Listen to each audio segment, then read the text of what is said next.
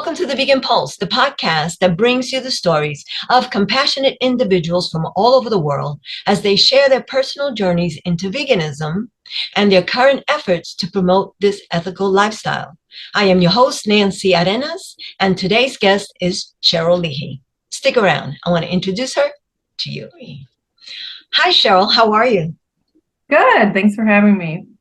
So tell me, first of all, so that we know where you're at, how Mhm. is it where you're at? And tell us where you're at. Right now I'm in Chicago. I'm usually in Los Angeles, but I like to spend my summers in Chicago because that's where I'm from. It's sort of a beautiful cloudy morning here. So Okay. Well, thanks for sharing. And let's start by talking about your journey into veganism. yeah, so I always was an animal lover just from as long as I can remember. My family had we had a cat who came to us just as a feral cat, which is the best cat ever, my entire childhood.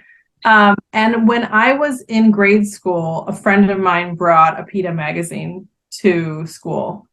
And, we were looking through it and kind of getting, shocked and horrified by all the things that were going on, but also I think encouraged. I think PETA did a really good job, doing all of that work to get people aware of what's going on and then tell them what they could do about it, right? How do you boycott a company? That was all new to us. This is before the internet. So I remember one time my friend said, when she was watching us at the lunch table, she said, "Did you know you're eating the decomposing corpse of a tortured animal?" And I remember thinking, like, it kind of shocked me into silence. And I remember thinking two things at once. One being, I don't want to let her know that affected me because that was annoying the way she said it. And two being, she's right, right? I mean, if I care about animals, why would I be eating animals? So that really kind of kicked off my journey. And honestly, I think a lot of what I do now is thinking about how to make the vegan message something that's encouraging and inspiring and not something that kind of pushes people away. Because honestly, everything that I've seen in terms of my experience as well as research indicates that most people care about animals. It's something like 97% of the population opposes animal cruelty. And that doesn't matter how you evaluate that population, right? Doesn't matter where you are in the world, doesn't matter what your political affiliation is, your gender, your age, any of that, right? So it's just something that's in us all, pretty much. I mean, except for the few percent that's sort of the outliers, but most of us care about animal cruelty. So as vegans and as vegan advocates, I think our job is to help people make that connection between the cruelty and what's happening on a day-to-day level in terms of what they eat and encourage them in a positive way to do that. So a lot of what I do now is kind of looking at the science and looking at the experience of how do you really encourage people to go vegan. And it all kind of came from originally from that conversation back in the day when I was 9. Well, that's pretty amazing. But two things, like you said, people love animals. They just don't make that connection because if you have, somebody's trying to save the bird, somebody's trying to save, when you have a cow that jumps, gets freed from a place that's slaughter, everybody's rooting for the animal, and yet they don't make that connection in their day to day. Yeah, I think there's a reason for that. I think most of us would, like I said, be absolutely horrified if we were aware of the truth of what happens to get these animal products, meat, milk, and eggs on people's plates. So the job of the animal agriculture industry is to present a story that allows us to not think about that or outright lies to us about what's happening to the animals. So all of us, even those of us who've done a lot to educate ourselves about what's going on, right, including, undercover investigations like we do at Animal Outlook or looking into the reality of what's behind some of these labels, we all hear messages from the industry every day that basically tell us everything is fine and we should be going out and eating more animal products. So I really don't fault people as a general rule for not making that connection out of nowhere because the deck is stacked against us, right? I mean, we sit there listening to thousands, probably tens of thousands of messages over our lifetime that just tell us to eat animal products. And we just have to become more aware to not be so susceptible to those messages.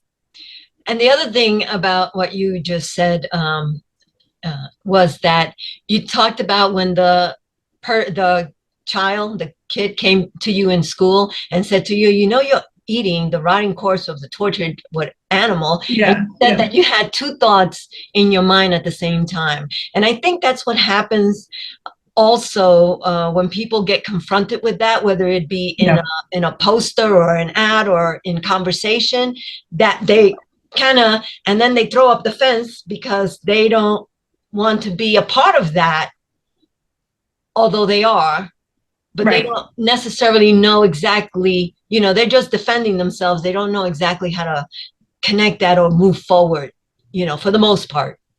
Yeah, I think there's what's actually going on is an opportunity for us. The reason that people are uncomfortable is because they do care, kind of like the story of me as a child, that I did care, and that's why it made me uncomfortable.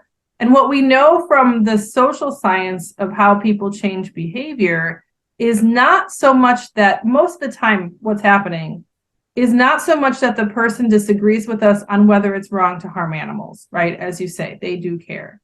Most of the time, it's an issue of what they call self-efficacy, which means, do I believe that I can make this change? So I'm sure we've all had this sort of maddening experience of having these conversations with somebody who we know cares about animals, and then them saying, don't tell me, it'll make me want to go vegan or vegetarian, right? And then you say, well, then why wouldn't you want to know, right? And the reason is this, because they don't believe that they can make that change. And I think that's something we tend to underestimate, especially if we've been vegan for a while. From our point of view, it's like, yeah, no, it's great. Come over here. The water's fine, right? But from their point of view, it looks like such a big challenge. So the more we put our energy into helping people overcome that challenge, or really ultimately what we're trying to do is get them to believe in themselves that they can make that change, we will have a much more effective type of advocacy, and we won't have that frustrating feeling of how come we're having this conversation about why it's so important to be vegan and this person seems to agree with us but then just walks away and doesn't do anything, right? And that's the reason. The self-efficacy piece is really important. And it's not just when you tell people, you know, when they're eating whatever, but recently I was in a conversation with some people who were trying to save some animals, and yet they're not vegan. So, you know, I'm sitting there and they're talking, we need to be more compassionate and we need to educate about being humane. And I'm thinking, you right now are not making the connection. So how do you expect to have other people make the connection if you're not making the whole connection? You're just trying to save one, you know, one particular species of animal where, you know, and then when I went in to introduce, I'm like, I'm not just an advocate for this animal. I'm an advocate for all animals. Yeah. And I think so. So that brings up a second piece that comes from the social science, which is super, super important, which is community. So this may be a situation where the person feels really like this is part of their identity, which is the third piece, being having an identity that kind of connects these values. But they may not feel like it's something that they can or are ready to do unless they have people around them who are really kind of cheerleading and encouraging them. And this is kind of why, for example, people will do, you know, they'll do a 5K with their office, or, you know, they'll make a pledge with their partner to, you know, go out and do a jog every morning or whatever, right? It's because sometimes you need that social support and that community to move from, yes, I do like this issue and I would love to change for it, and I do care about this issue, but I'm just not making that change yet. So in that situation that you described, you as their friend, you know, can be a great positive source of community, and that can get them over the line sometimes. Yeah, I didn't know exactly what to say. You know, except for that I don't really, for one animal, I try to advocate for all of them. And, you know, compassion for one is compassion for all. But Yeah. at that moment, I didn't know what else to say. So I had to leave it that way. But let's Well, talk. but they know you're vegan, so that's something, right? That's always in the back of their mind. So Yeah. it's just And then the thing that I did was, because it just said my name, Nancy Arena. So I put in and then as the conversation was going, so that they didn't forget, I typed in, rename myself, Nancy Arenas, and then Vegan Pulse. Love Just it. so that Love they it. could see the word Great. vegan on their Yes. screen. Yes. I just what else can I do? So let's talk about Animal Outlook, because this is a Mhm. great organization. And I say that because I think that it doesn't cover just one piece of veganism. It covers pretty much all pieces of veganism. I mean, it addresses talking about, changing your diet, but it also talks about doing undercover work to bring out the truth. Also, legal in a legal sense, to be able to help legally, making changes in laws and helping people, and the changing the food system, by doing outreach to companies and things of that nature, outreach, education. But also, one important part is helping people who are in that industry transition, your farm Mhm. transition. I mean, I think it covers everything. So I think it's a great organization. So let's talk about that. Yeah, thank you. So, yeah, so we have 4 programs in addition to the vegan advocacy, which is sort of what I've talked about, using some of the kind of effective tactics of social change and getting out in the world and, kind of encouraging and inspiring people to go vegan. We also have our undercover investigations work. So we've been doing that for many years now, where we go in and get undercover footage to show what's happening and really what we've learned from that. As you know, and I'm sure as a lot of people listening know, is that cruelty is the standard. There's no such thing as a not cruel way to make animal products. So that can be a very effective form of advocacy on its own. And then we have the legal advocacy work, where sometimes we use our investigations to either leverage criminal law or civil litigation, to kind of advance law for animals, for farmed animals in particular. And sometimes we don't use the investigations, we're just going forward with impact litigation. And then, as you mentioned, that kind of supply side work. So, getting corporations to add more vegan options, but really the big focus of that lately is our farm transitions work. So ultimately, many people who are in control of many, many, many animals are also in a bad situation financially. And they may be in a position where, with some help and with a real comprehensive program that we have, that we can get them out of farming animals and into farming plants. So that whole thing is meant to accelerate the transition of the food system, which is what we all want. And I think that that's a very important component of helping veganism forward, is to help those who are in that system to transition. And I think personally that the government, instead of subsidizing the animal agriculture, should invest more in these kind of programs to help people transition, because it would show that they actually care about the climate change and all the things that we're experiencing right now due to animal agriculture. That it's taking us to a place where we're not going to want to be. Our water, our air, our soil, everything is being depleted. And a cheeseburger is not going to be what's going to save you, but rather transitioning out of there. Yeah, I think that's a really vital point. One thing that I say, and I always sort of challenge people to come back at me with a counter argument to this, is that animal agriculture is the largest social justice issue facing modern times, right? Meaning, if you really learn about the impact that it's making, the harms, the systemic harms that it's causing, it is a real existential threat to life on this planet, including human life on this planet.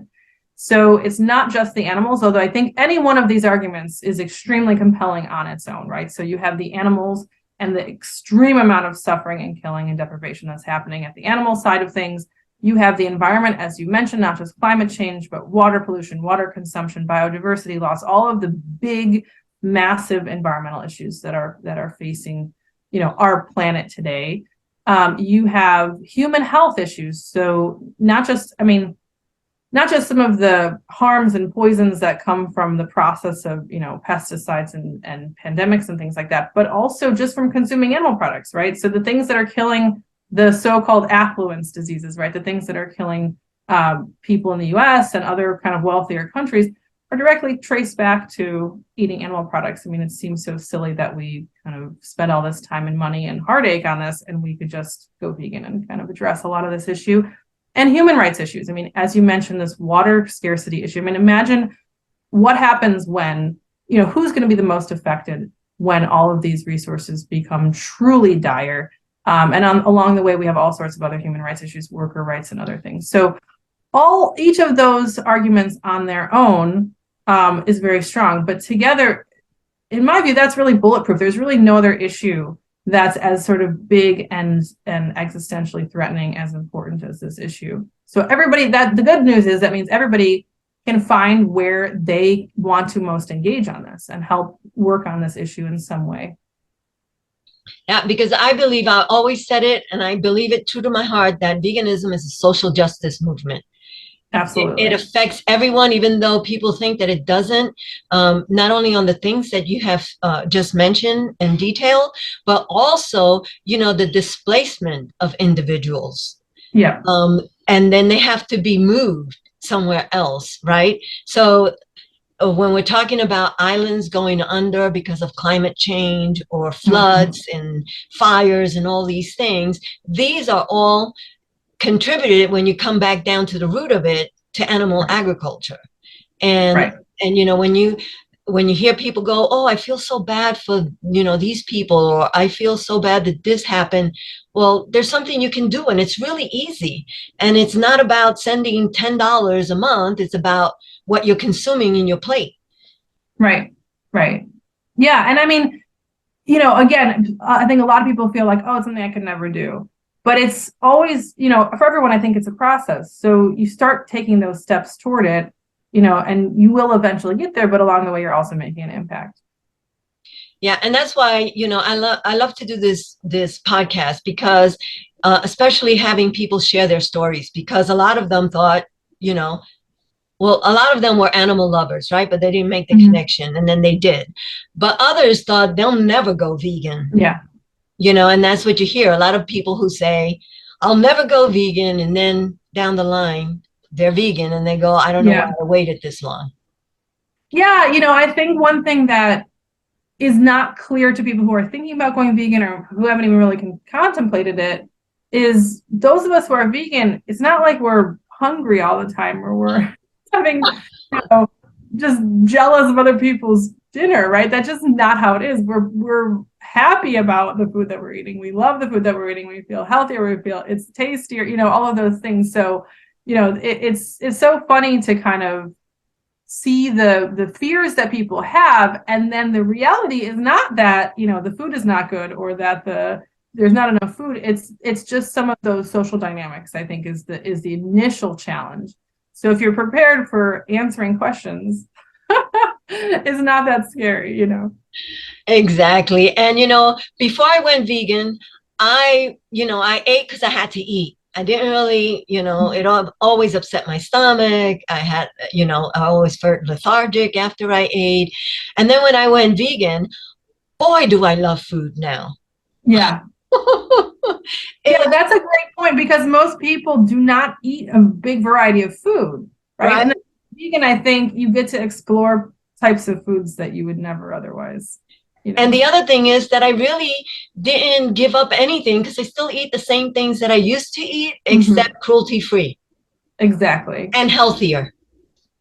Yeah. Yeah. And there is a creativity element to it. Even my 9-year-old son, the amount of, looking up cooking videos and finding recipes, and, he'll ask me like, let's go down and get this like Korean pepper paste. And I'm like, let's see what we can make with this food we have at the house. Like he just wants to get sort of more and more into it and cook all the time. And I think being vegan is a big part of that, having and wanting to go find a vegan recipe for it. So that's awesome. And I do a monthly cooking class at Natural Grocers, and I tell the individuals, I try to teach them how to do easy, and how to use their kitchen as a laboratory and experiment, and just do different things and try all these different kinds of foods. And I've introduced them to things that they haven't eaten before, because, like you said, it's so limited when you are a flesh eater as opposed to a vegan, that you eat all kinds of different food. Well, I mean, so this is something that, intuitively makes sense, but also is backed up by the research. So actually feeding people is a huge effective technique to push them closer to veganism and open their eyes a little bit more. Like literally just giving them food, is activism. So if that's something that excites you and you want to, teach people to cook or just bring food over to people, you're actually doing really good work by doing that. Awesome. Well, it has been a pleasure to talk to you, Cheryl. Any last comments you want to make before we end this episode? I would just encourage people. One thing that I think is really valuable is our investigations, because it's rare that we get a glimpse into these things. And I know, people feel somewhat squeamish about watching the investigations. I would really encourage people to think about that as an opportunity to see something that is otherwise hidden and to share that material. It's a very, very powerful advocacy tool. And I think it's also something that we have a right to see, and we're fighting for kind of expanding that right or reinforcing that right. But exercise it while you have the opportunity to look at that material and to share it. It's a powerful education. And it's really, really hard to get that. And the investigators really sacrifice a lot to do it. So it's, go to our website, animaloutlook.org, and look at that material, share that material, and, really think of it as the rare opportunity that it is. Absolutely. And I always say share, share, share, because if you don't share, all you get is the other messages that keep conditioning individuals that everything Right. is okay and just keep going the way you're going and life is fine. Exactly. And this is our opportunity to be a counterpoint to all that, kind of mess that we're swimming in of these messages from the industry itself. Share. Yes. Well, Cheryl, bye-bye and thank you. Thank you so much for having me. Thank you for tuning in to the Vegan Pulse, where we had the privilege of sharing the incredible journeys and ongoing efforts of compassionate individuals from all corners of the globe. We hope these stories inspire and empower you to embrace a vegan lifestyle and join the movement towards a more compassionate and sustainable world. Remember, your choices matter, and together we can pulse the vegan movement forward. Keep spreading compassion, advocating for change, and making a positive impact in your own unique way. Stay tuned for more inspiring episodes, and until next time, keep pulsing with compassion. Remember, if you have a pulse, you have a purpose. Live vegan.